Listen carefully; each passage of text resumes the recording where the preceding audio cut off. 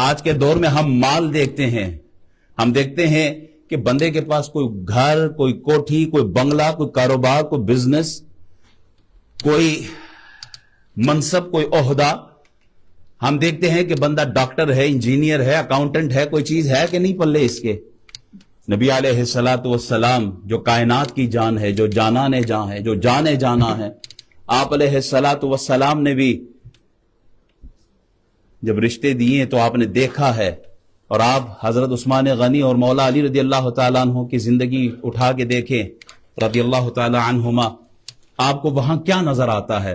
آپ کو سب سے پہلے وہاں تقوی نظر آتا ہے، آپ کو علم نظر آتا ہے، آپ کو امانت نظر آتی ہے، آپ کو دیانت نظر آتی ہے، آپ کو شرم و حیا نظر آتی ہے، آپ کو سخاوت نظر آتی ہے، آپ کو رسول اللہ کا عشق نظر آتا ہے، آپ کو شجاعت نظر آتی ہے، آپ کو بہادری نظر آتی ہے، آپ کو خدا خوفی نظر آتی ہے، آپ کو رات کے سجدے نظر آتے ہیں، آپ کو قرآن کی تلاوت نظر آتی ہے. اگر بہن بیٹی کا رشتہ دینا ہے تو ایسوں کو دو جیسے رسول اللہ نے اپنے لیے داماد پسند کیے ہیں، جیسے رسول اللہ نے داماد پسند کیے ہیں. آج ہم مال دیکھتے ہیں، اعمال نہیں دیکھتے کہ اس کے اعمال کیا ہے. ہم صورت دیکھتے ہیں، اس کی سیرت نہیں دیکھتے.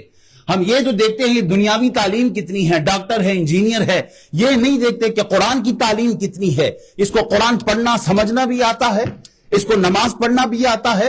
ہم گھر اور بزنس چلانا تو دیکھتے ہیں کہ اس کو بزنس چلانا آتا ہے، کاروبار چلا سکتا ہے، یہ گھر چلا سکتا ہے. کیا یہ نظر آتا ہے کہ یہ اسلامی رشتہ جو میاں بیوی کا ہے، کیا اس کا چلانا اسے نظر آتا ہے، اس کو سمجھ آتا ہے، اس کو حقوق کا پتہ ہے؟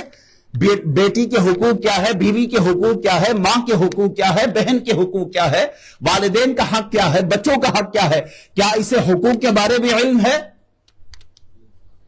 اللہ اکبر. خدا را اپنی بیٹیوں کو چرسی، موالی، بھنگی، ڈرگی کے حوالے نہ کرے. صرف مال، دولت، کوٹھی، بنگلہ دیکھ کر اپنی بیٹی یا بہن کو اگر کسی کے رشتے میں نکاح میں دینا ہے تو سب سے پہلے تقوی دیکھیں، طہارت دیکھیں، زہد دیکھیں، عبادت دیکھیں، نماز دیکھیں، تلاوت دیکھیں، دین دیکھیں، اسلام دیکھیں.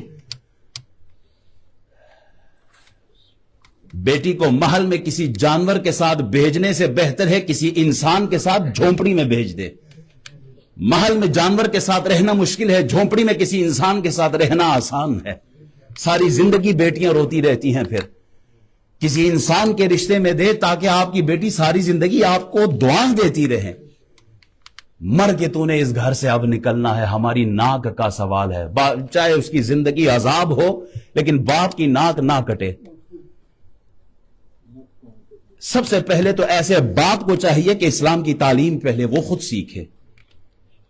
مال و دولت دے کر اپنی بیٹیوں کے رشتے نہ کرو، بلکہ تقوی، طہارت، اللہ رسول کے احکام، قرآن کی تعلیم، رسول اللہ کا کتنا سنتوں کا پابند ہے، کتنا دین جانتا ہے، یہ دیکھیں پھر بیٹی کے رشتے دیں.